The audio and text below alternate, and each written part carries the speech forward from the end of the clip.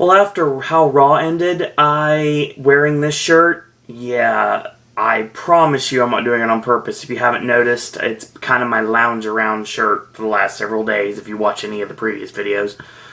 Sir Aaron Disney here to talk about a very lopsided edition of Raw tonight. So, we start off the show with Evolution coming out, and Randy Orton is the only one that's dressed to compete, obviously.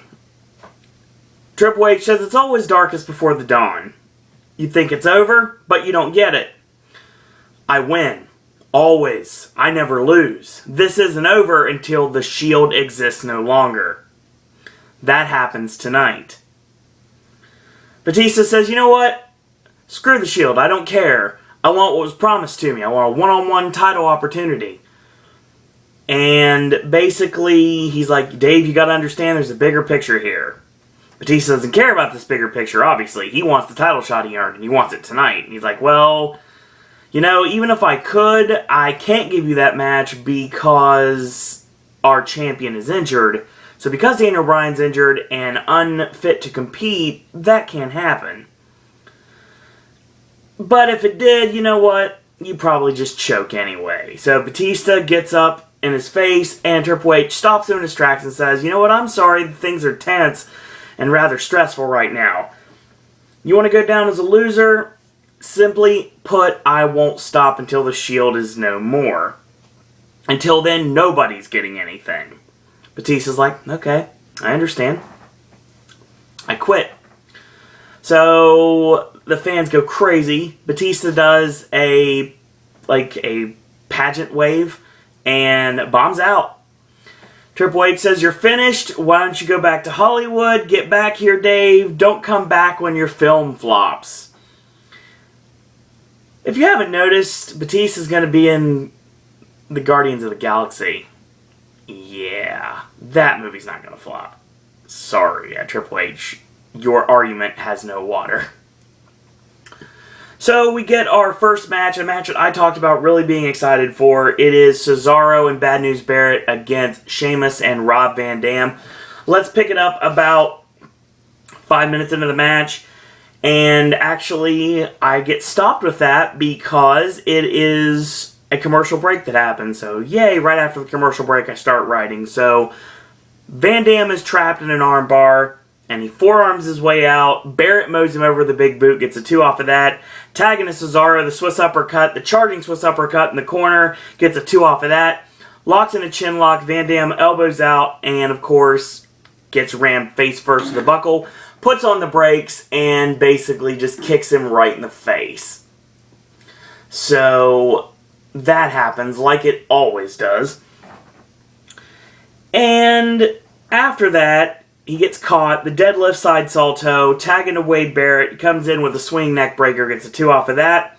The middle rope elbow only gets a 2 as well, and a chin lock. Van Dam elbows out again, comes off the ropes, ducks down, does Barrett. Van Dam kicks him in the chest, and Wade mows him over with an elbow, sends Van Dam through the middle rope to the floor. Tagging to Cesaro, he tosses him upside down into the barricade, tosses him in, makes a cover 1-2, and a kick out. A headbutt and boots in the corner by Cesaro. Whip in, charges in, gets the back elbow. Van Dam with a scissors roll up and gets a 2 off of that. Cesaro clothesline gets a 2 off of that. Makes another cover, gets a 2 off of that. Chinlock again. Van Dam punches his way out one more time. Knee in, and he knocks Sheamus off the ring apron for good measure. Sheamus gets up, and of course he is ready to spit fire at this point. Boot in, gets caught, step over spin kick, tag in, and double tag in. So Sheamus and Cesaro are now the legal men, and axe handle, running shoulder in the corner, high knee lift, and clothesline ducked, and over the shoulder power slam for Barrett, and then one for Cesaro. And he goes for the brogue, and Heyman pulls Cesaro out of the ring, and Cesaro's like, forget this, I'm going to leave. And this distraction allows for Barrett to hit the Winds of Change on Sheamus, gets a 2 off of that. Cesaro is then ushered out by Paul Heyman to the back, and Barrett's like, what's going on? What's happening? He decides to focus on his opponent, goes for Wasteland, and tagging to Van Dam. Van Dam catches the boot, step over, and walks into Sheamus's brogue kick. Goes to the top, 5-star frog splash, and Rob Van Dam and Sheamus win this tag team match to start off Raw tonight. So yeah, I think this was one of the only things on this show, spoiler alert, that I would recommend, but we'll talk about that in a minute. So yes, of course, this also is making the announcement that today, since it is Tuesday's video, if you watch Main Event on the WWE Network, there is going to be a Payback rematch between Rob Van Dam and Bad News Barrett, so check that out. We get our next segment of the evening, and it ends up being Lance Stevenson. Lance Stevenson comes out wearing an Indiana Pacers jersey and pawing a basketball. And yes, lo and behold, once more, it is Damien Sandow. He says a lot of things about basketball that only Will gets. And on this channel, only Will would get. And basically a lot of things I have no idea about. He calls LeBron James the greatest basketball player in history. The Indiana Pacers are a losing team from a losing city. And as an act of charity for your team sucking so bad, I will now give you a public display of my skills. So Sandow shows his basketball skills, and I guess you could say he's no Harlem Globetrotter, if you will. But it's actually not that bad for what it was. It plays better basketball than Suro and Disney does. And basically this ends with, of course, very familiar theme music hits when the first thing that pops in my mind, what are they going to do with this? They're going to have the Big Show come in and interrupt him because of his basketball past, because he's a college basketball player. Sure enough, that's exactly what happens. And this is really awesome what Sandow does here. So Sandow says, if the Big Show thinks he has game, and I quote, "There's the hole, I got the rock, trash talk is over, start that clock." That was awesome.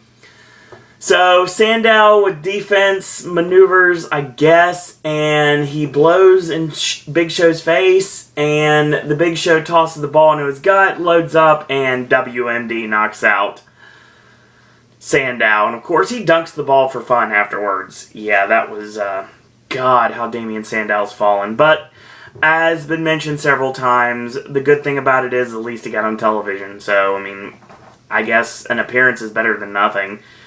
So we get our next match of the evening, and of course it is setting up the match I talked about would happen tonight, and that is Bo Dallas and Kofi Kingston. This match actually was okay for what it was. Bo with a swinging neck breaker and whip in and high back body drop on Kofi. That's a babyface move, even though basically the inspirational Bo Dallas, as they're calling him now apparently, that's his nickname, is Inspirational Bo Dallas. Apparently this Stuart Smalley Bo Dallas was taken, or Anthony Robbins Bo Dallas was taken, or, heck, I'll be honest, Frank T.J. Mackey Bo Dallas was taken. For those of you who get that Magnolia reference.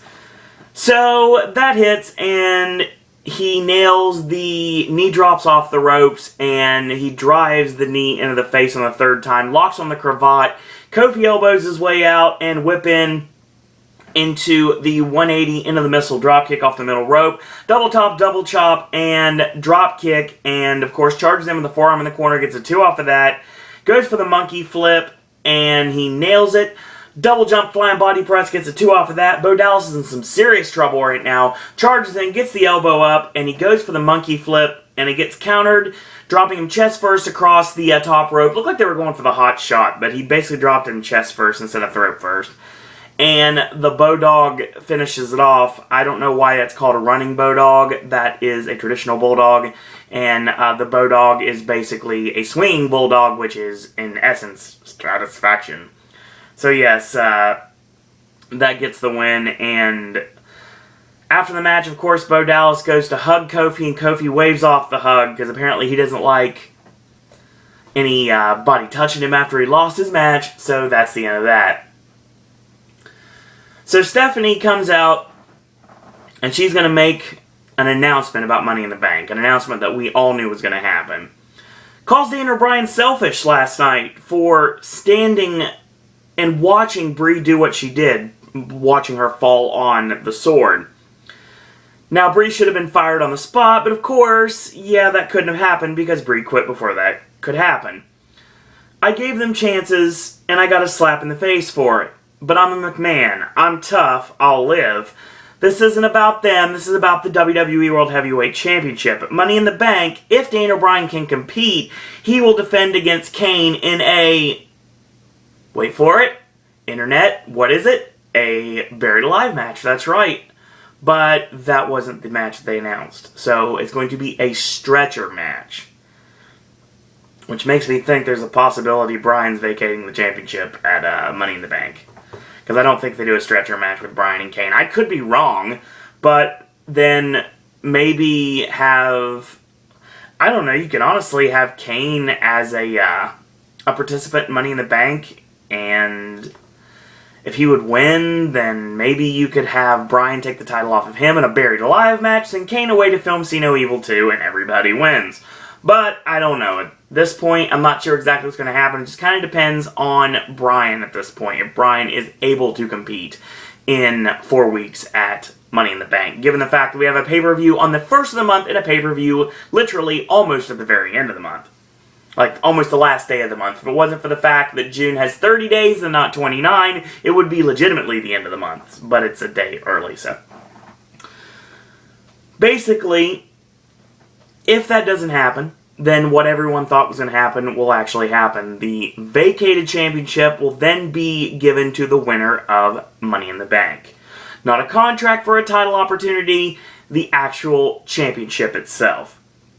Here comes John Cena. Mixed reaction from the crowd, obviously, because they're not expecting Cena to come out. So, basically, Stephanie congratulates him on last night's victory in the Last Man Standing match over Bray Wyatt. John says, you know, that's not the last we've seen of Bray, and I know that's going to happen. And this week on SmackDown, we'll see Bray Wyatt again. The situation with the WWE Championship has gotten way out of hand. And once upon a time, Cena had to give the championship up due to injury. And he does understand the WWE deserves a fighting champion. But you're also not bigger than the championship. Bryan is good. Bryan's really good. Every time Bryan is in the ring, he proves time in and time out he's championship material. Stephanie simply put, you're an embarrassment. You suck. Stephanie doesn't care what John Cena or anyone else thinks about her. I'm going to give you a chance to show how tough you are. How about tonight you face Kane? Payback's a bitch, but then again, so am I. Michelle Pfeiffer, you are not, Stephanie. Yeah, this was alright for what it was. This is just a one-off match with Kane, and the fact that Kane is now the #1 contender is kind of disheartening, given the fact that John Cena basically beat him like a lawn dart during this match.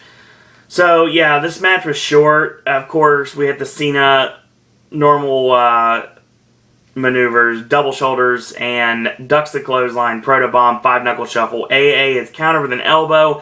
Kane with an uppercut, punching him in the corner, whips Cena in the ring steps. Kane separates the steps, going for the tombstone on the steps, and Cena counters, shoves him into the ring post.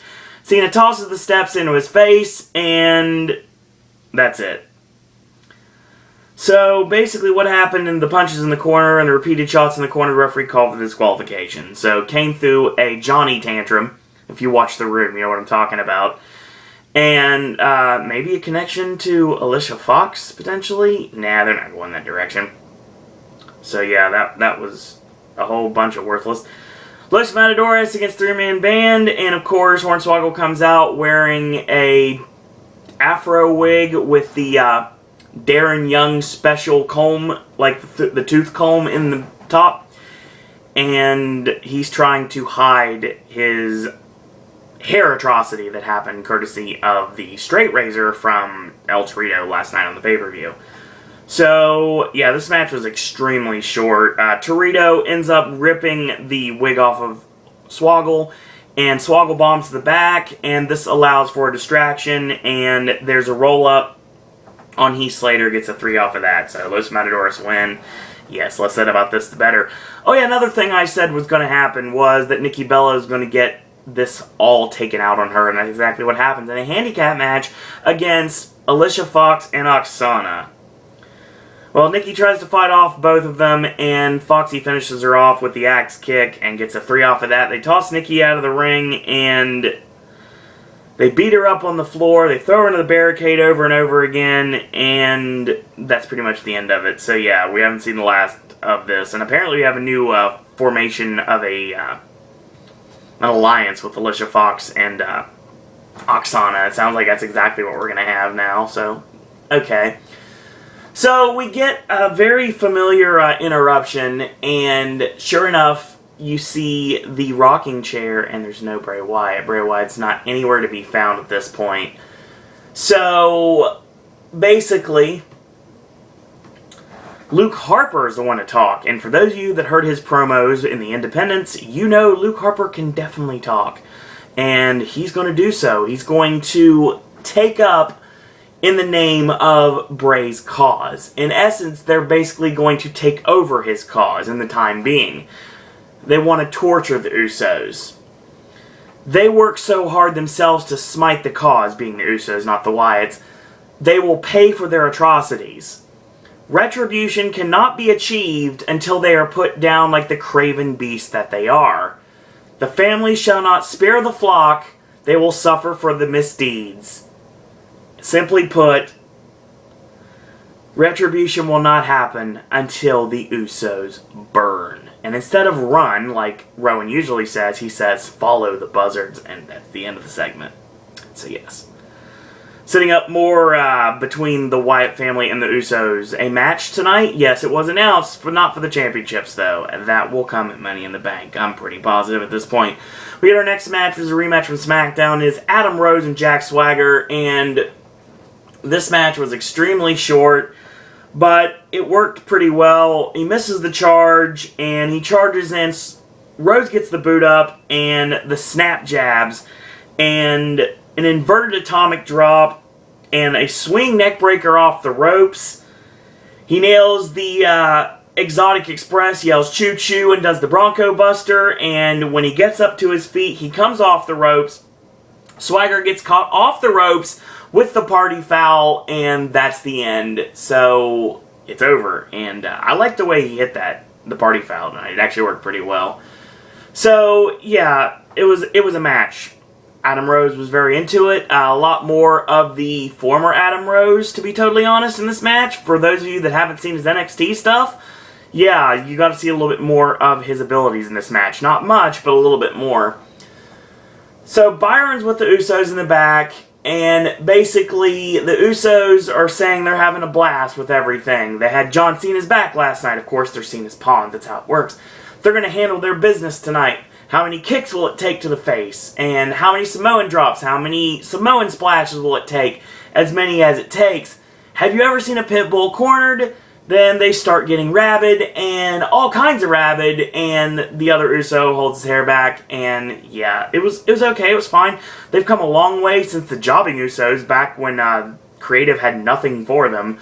They have really completely flipped around their career in WWE, and that's really awesome, because Jimmy and Jey Uso are great talent, and I very much enjoy them in the ring. I don't enjoy when they're not referred to who they actually are, because it's really hard for me to personally tell them apart.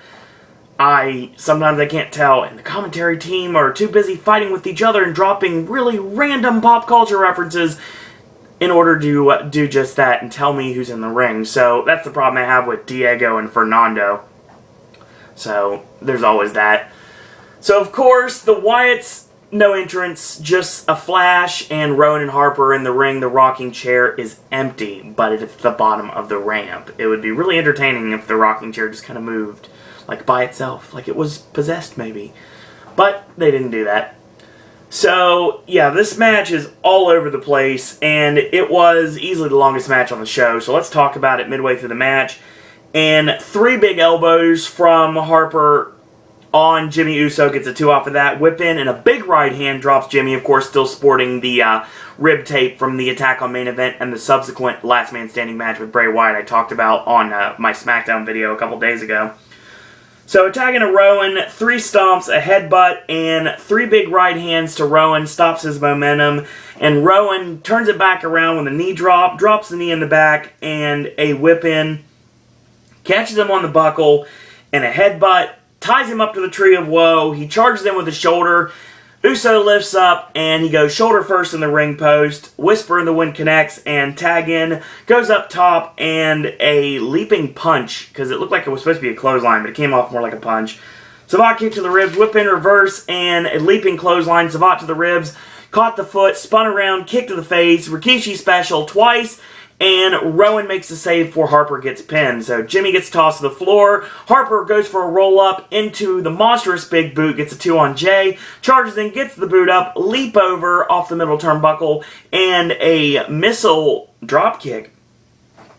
Samoan drop and goes up top for the Samoan splash, and Rowan goes to interfere and grab the foot, and of course he gets kicked off the apron. Flying body press to Rowan as he changes momentum and nails him on the floor, and Harper with the tope on Jay, and Jimmy with the Samoan suicide dive, tosses Luke Harper in the ring, goes up top for the splash. Harper gets the knees up, discus lariat, does not connect, but he finds the Savat kick, gets a 2 off of that from Jay.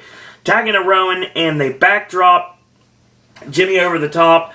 Jay with a roll-up gets a 2 off of that, pushes him off to the corner, and he gets caught with the layout side effect and gets a 3 off of that. So basically a layout boss man slam, and that's the end right there. So Rowan and Harper win a non-title match against the WWE Tag Team Champions, and that is furthermore telling me that they're getting a title opportunity at Money in the Bank. And I do think that they walk out of Money in the Bank with said WWE Tag Team Championships, and that's the right thing to do at this point.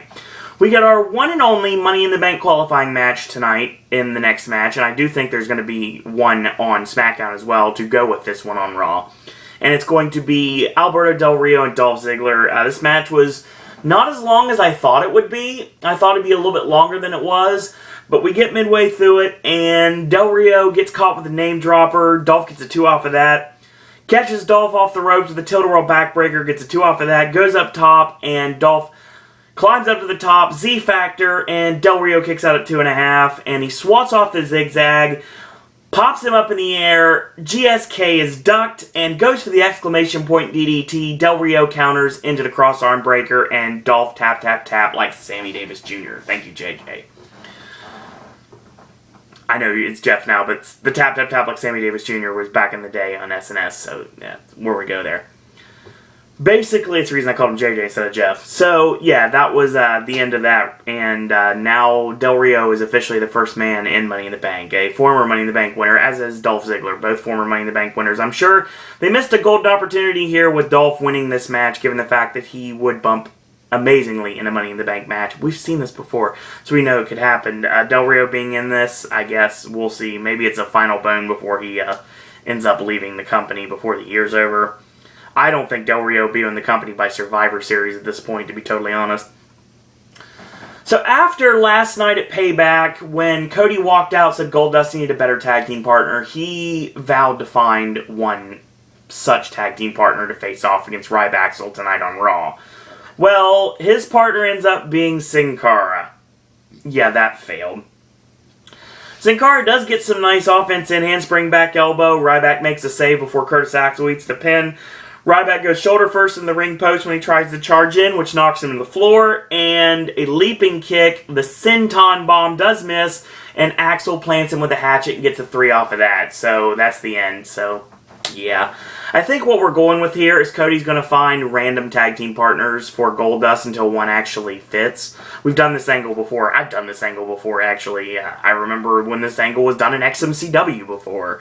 It was a storyline with Max Rock and who was going to be Max Rock's tag team partner, and they had to find different people so they could go after the tag team champions at the time. So, yeah, there's that direction to go. And you could go anywhere with that, but I think that's probably what we're going to do here. And who knows where this is going to go. I don't know. Goldust and Cara, not a good tag team. I really wanted this to be Booker T, but I knew it wasn't going to be. I think with their past it would have worked, but they didn't go that direction. So yeah, there's always that. So Lana brings out Rusev for a Hero of the Russian Federation ceremony. Well, basically, the crowd just the red-blooded American and non-American men in the crowd want to just look at Lana because she's nice to look at. And she's definitely over, and basically Lana tells the crowd in the ring to show their respect, and we're going to witness the ceremony. There is an official in the ring to give a giant gold star medal, like they're basically showing what happens in kindergarten back in the day. You know, when you got that nice gold star when you did something good in school? Yeah, that's pretty much what it was. It was a giant gold star. I'm pretty sure when I'm playing Criminal Case on Facebook, I found this thing on the ground. But it just had like a medal, a red, white, and blue medal attached to it. So yeah, like a lanyard, basically. Because medals you wear around, of course, it was like that Criminal Case star with the lanyard around it. So this wasn't interrupted at all. Didn't think it would. What thought it might be, it wasn't. And basically the end is, long live Mother Russia, and they play the Russian national anthem. Nikolai Volkov would have been proud. So yeah, that was the end of that. Well, yeah, this show was going downhill fast. And then we got to our main event, or so we thought. Supposedly it was going to be Randy Orton against Roman Reigns. Well, that didn't happen because they had decided to have some talkie-talkie time. Ambrose gets on the mic once the Shield comes out and says, how do we look? Because we feel great right now. They faced their biggest challenge to date last night, and they did exactly what they said they were going to do. They did a clean sweep. Not one man was left behind. That's what's called domination. Rollins gets on the mic and says, Evolution last night perished. They weren't one like the Shield was. In the end, they were simply just three strangers on the same side of the ring. Reigns says they weren't brothers. The men in this ring, they're brothers. This is Evolution. This is the Shield. He brings out Randy Orton to get his jaw broken with the symbol of excellence. Triple H and Randy Orton come out, Triple H carrying a sledgehammer, and Rollins grabs a steel chair. I wonder why he grabs a chair. He grabbed two steel chairs, but he only brought one in the ring. You would have guessed he would have grabbed one and gave one to Ambrose, but he didn't. He should have known something was up right there. Triple H says that what he does better than anyone else is simply to adapt. Last night was Plan A, but tonight, Plan B. He looks at the sledgehammer. He says there's always a Plan B, and Reigns is ready, poised to attack, and Rollins, bam, chair shot to the back, drops Roman Reigns like a stack of dimes. So Reigns is down. Ambrose looks at him with a look of, why? And he gets jabbed in the ribs, and then slowly but surely, Rollins wears the chair out on Ambrose over and over and over and over again. He hits Reigns one more time, tosses the chair to the outside, grabs another. Ambrose gets up with the chair underneath his head, of course. Great placement. And blackout on the chair, lays him out completely. So Ambrose is down and out. Rollins grabs the chair, stands aside Triple H, hands the chair to Randy Orton. So Orton wears him out with the chair, and they roll Reigns on his back to where his back is exposed. And they rip off his vest, and his bare back is exposed, just like from his evil, evil caning at the hands of Evolution last night during the No Holds Barred match. And of course, the giant welts are on Reigns' back at this point. And then they just beat the daylights out of him. RKO on the steel chair, and Triple H, Randy Orton, and Seth Rollins stand high above an unconscious Dean Ambrose and Roman Reigns as we end Monday Night Raw. The last image we see is Triple H laying the sledgehammer on the prone body of Roman Reigns.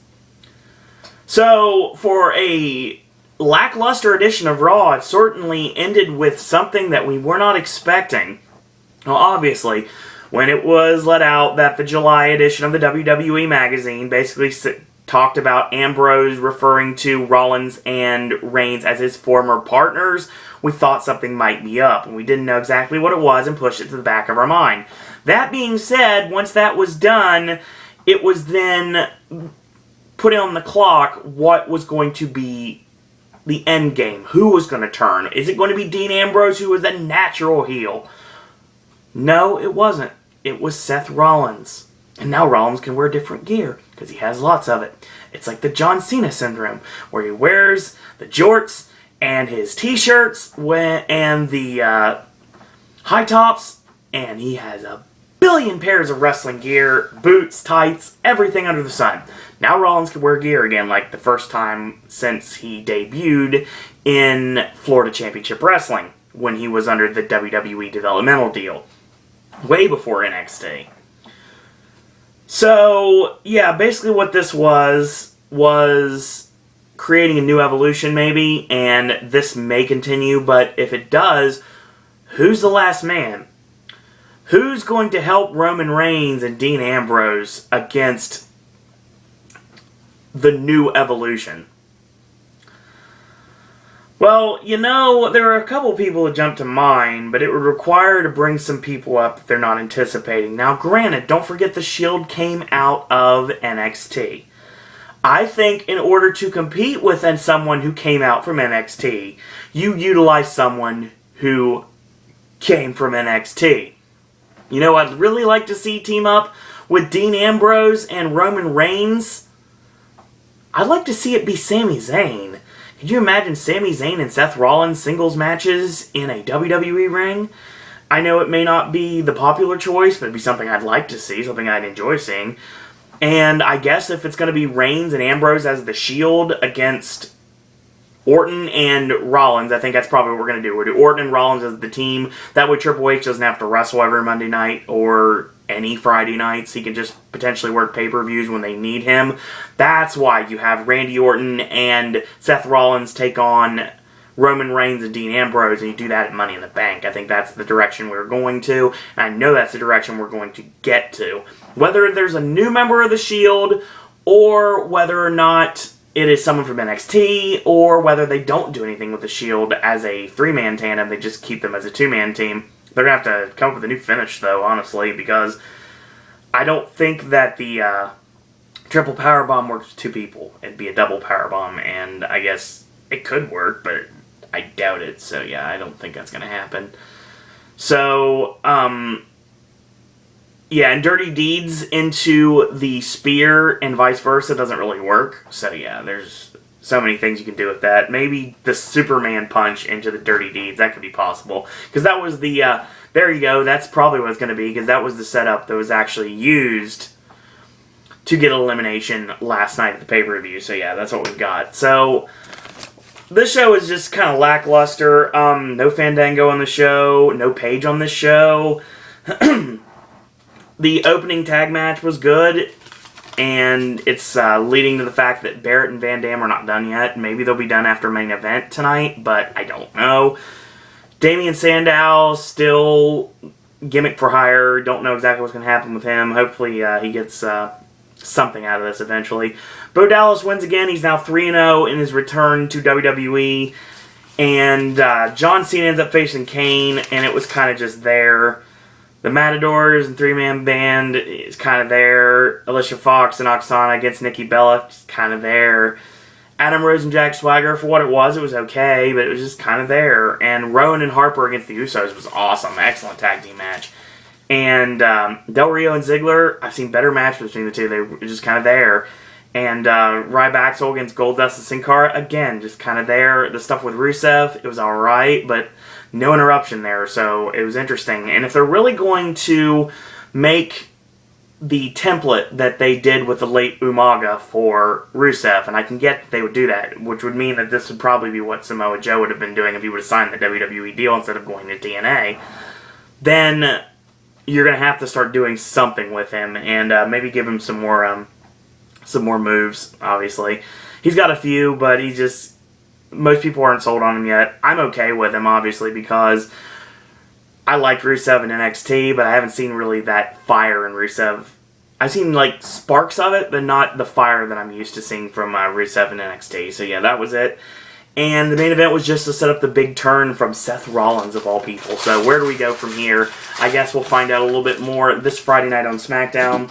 When I recap that, probably Saturday. NXT TakeOver looks like it's going to be Thursday. And new Halloween Horror Nights video, oh, absolutely. After today, oh, there's definitely going to be a new Halloween Horror Nights video. That's coming on Wednesday. So tomorrow's video, Halloween Horror Nights. So, if you're watching this video on Tuesday when it comes out, then I will be at Beat-Ups tonight with AJ, and we're going to, I'll play some NTN, and AJ will just hang out and whatnot.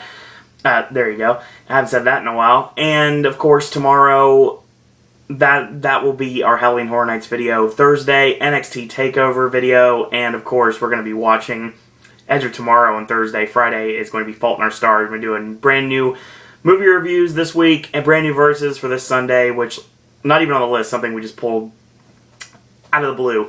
Email situation's finally fixed, so you can finally contact me on my email. Obviously, I don't use that email here, but my personal email is fixed. I've been having some issues playing some phone tag with Suddenlink lately, but that's now fixed, so everything's good with that. And that being said, if you like these videos, tell your friends about them, leave a comment, do subscribe, and help spread the word about Pop. If you haven't yet and you enjoy this content and you would like to show your admiration and appreciation, then by all means, go ahead and click like on Facebook on our fan page, which is under Sir Owen Disney Pop. It is literally called Sir Owen Disney Pop if you go to facebook.com. And it is literally called Sir Owen Disney and Pop is the actual title of it. If you want to friend request me on Facebook, you can. It's Owen Disney. If you'd like to follow me on Twitter, you're more than welcome to. Lately, it's been nothing but talking about Halloween Horror Nights with a bunch of really awesome people. But if you see that I have any tweets out which are promoting the new videos, then you're more than welcome to do that. Follow me on Twitter. If you'd like to send an email, you're more than welcome to do that. If you'd like to be a podcaster yourself, send your video contributions to this channel, and you can do so by sending an email to siroandisney@gmail.com. In the meantime, I do want to thank you guys and girls out there for watching, and until tomorrow, boys and girls, that's all I got to say about that.